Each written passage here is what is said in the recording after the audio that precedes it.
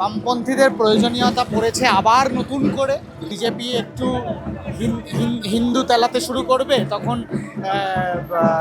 মমতা ব্যানার্জি জেগে উঠবে, সে তখন ইমাম ভাতা দেবে, এবং এই গেমটা ওরা দুজন মিলে সুন্দরভাবে চালাকির সঙ্গে চালিয়ে যাওয়ার চেষ্টা করবে, যাতে পড়াশোনার কথা না হয়, যাতে চাকরির কথা না হয়। ভাতা অবশ্যই থাকবে, তার সাথে চাকরির প্রয়োজনীয়তা আছে। এইটাই তো আমাদের দাবি। মেরুকরণের খবর, রাজনীতির খবর, মেরুকরণের রাজনীতির খবর যেন না যায়। স্কুল খোলা, শিক্ষা, স্বাস্থ্য, কাজ, এই দাবির যে খবরগুলো যেগুলো বামপন্থীরা তুলছে, সেই খবর যেন যায়। বলছি দাদা, দীপশিতা ধর উত্তর দমদমে বেশ অনেক দিন প্রচার করলেন, মানুষের সারা ব্যাপক দেখতে পাচ্ছি, কিন্তু ওই যে একটা ভোট চুরি, তৃণমূল কংগ্রেসের ভোট লুট হওয়ার ইতিহাস তো রয়েছে। তো কি মনে হয় উত্তর দমদমে কি এই সিটটা লাল হবে? এটা উত্তর দমদমের মানুষের দায়িত্ব, সাধারণ মানুষ হিসেবে দায়িত্ব। উত্তর দমদম বলে নয়, ওটা পশ্চিমবঙ্গেই বামফ্রন্টের প্রয়োজনীয়তা। কারণ বামফ্রন্ট না থাকলে স্কুল খোলার দাবি কেউ তুলবে না, বামফ্রন্ট না থাকলে শিক্ষার কথা কেউ বলবে না, বামফ্রন্ট না থাকলে স্বাস্থ্য ব্যবস্থার কথা কেউ বলবে না। তো সেই জায়গায় দাঁড়িয়ে শুধু উত্তর দমদম নয়, গোটা পশ্চিমবাংলায় বামপন্থীদের প্রয়োজনীয়তা পড়েছে আবার নতুন করে। এবং দীপশিতাদের মতন যারা নবীন প্রবীণ মিলিয়ে চারিদিকে যারা প্রার্থী হয়েছে, আমি খুবই আশাবাদী। আমি আশাবাদী এই কারণে, আরও আমি মানুষের কাছে, মানুষের ওপরে আমার বিশ্বাস আছে। জানি দুম করে সব পাল্টে যায় না, কিন্তু পাল্টায় তো বটেই। তো মানুষ সেই পাল্টানোর খেলা যেন 2026 থেকে শুরু করে দেয়। আমি বলছিলাম যে এই যে বামেদের শিক্ষা নিয়ে আন্দোলন, যুব সমাজের যারা বামে কর্মী রয়েছে, এসএফআই এর ছেলেমেয়েরা, ছাত্রছাত্রীরা, তারা সব সময় এই শিক্ষা নিয়ে কথা বলে, কিন্তু এই বৃহত্তর ক্ষেত্রে স্কুলগুলো নিয়ে শহর কলকাতার বুকে বা অন্য কোনো জায়গায় বড় আন্দোলন, সেটা কোথাও গিয়ে এখন একটু কমে গেছে। এটা কি এই ভোটের কারণে, নাকি এই এসআইআর থেকে শুরু করে মুখ্যমন্ত্রী মমতা বন্দ্যোপাধ্যায়, অভিষেক বন্দ্যোপাধ্যায় ইস্যুগুলোকে যে চাপা দিয়ে দিচ্ছে, সেগুলোর কারণেই কি এই বিরাট একটা আন্দোলন? এইটাই তো আমাদের দাবি, যে চারিদিকে খবর যেন হিন্দু মুসলিমের মেরুকরণের না হয়, চারিদিকে খবর যেন অভিষেক ব্যানার্জি আর তার স্ত্রীর গল্পের না হয়, চারিদিকের গল্প যেন মমতা ব্যানার্জি কী ফাউল টক করলো সেটা না হয়, যেন চারিদিকে দীপশিতারা থাকলে চারিদিকে শিক্ষার কথা হবে, হিন্দু মুসলমান সব জাত ধর্ম নির্বিশেষে সবাই একসঙ্গে বসবাস করার কথা হবে, মানুষ হয়ে বাঁচার কথা হবে, এবং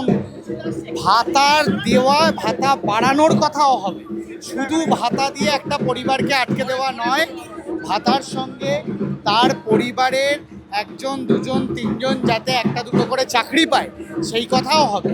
ভাতা অবশ্যই থাকবে, তার সাথে চাকরির প্রয়োজনীয়তা আছে। এবং দাদা, এই যে একটা মিডিয়ার বাইনারি আমরা এখন দেখতে পাই, এই যে ধরুন এখন রাজ্যের শিক্ষা ব্যবস্থা বা স্বাস্থ্য ব্যবস্থার যা হাল, কয়েকদিন আগে আরজি করের মতো হসপিটালে লিফটে আটকে মারা গেল, এই খবরগুলো কোথাও গিয়ে আজকের মেইনস্ট্রিম মিডিয়া দেখাচ্ছে না। তারা ওই যে মমতা বন্দ্যোপাধ্যায়, অভিষেক বন্দ্যোপাধ্যায় এসআইআর এর ইস্যুতেই এমনভাবে বিশেষ করে ভয়টা দেখাচ্ছে। যে খবরগুলো দেখালে মানুষ জেগে যাবে, যে খবরগুলো দেখালে মানুষ বামপন্থীদের পক্ষে কথা বলবে, যে কোনো মিডিয়া চাইবে সেই খবরগুলো যত কম দেখানো যায়। তো আপনারা যারা দেখাচ্ছেন, অন্তত তাদেরকে দাবি করব আরও বেশি করে দেখান। আজকে সোশ্যাল মিডিয়া মানুষ ভর্তি দেখে, কোনো সমস্যা নেই, গ্রামগঞ্জ জুড়ে সোশ্যাল মিডিয়া দেখে।